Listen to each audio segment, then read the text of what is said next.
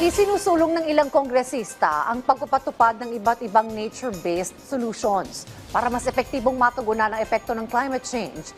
Matapos mag-number 1 ang Pilipinas sa World Risk Index 2025 pagdating sa banta ng pagbaha. May detalye si Melales Moras.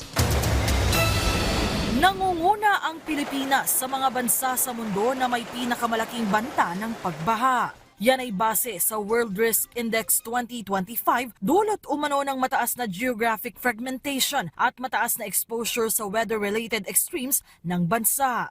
Ayon sa grupong Forest Foundation Philippines, sa kanilang pagharap sa Kamara, patunay ang ulat na ito na kinakailangan na talagang paigtingin ng gobyerno ang pagtugon sa climate change lalo na sa mga sakuna. The focus of this report this year is on floods. And the finding is that the flood risk in the Philippines varies significantly from region to region, but the primary influences are geography, infrastructure, and spatial planning. So the discussion today, I think, could not be more timely in terms of the urgency of looking for solutions to our issues related to climate change and floods.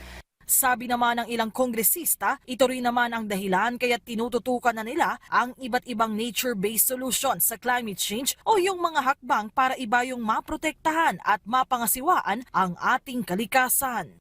Ladies and gentlemen, over the years, we have all come to realize that climate change et al. Cannot be solved by massive infrastructure programs, such as dams to address water security, construction of seawalls to address rise in sea levels, among others.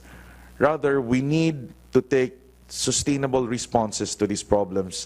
Sa gitna naman ng pananalasa ng Bagyong Tino sa Pilipinas, nagpaalala rin ang ilang mambabatas na napapanahon na ring masugpo ng tuluyan ang korupsyon sa flood control projects para na rin maramdaman na ng taong bayan ang tunay na benepisyo ng mga proyektong ito.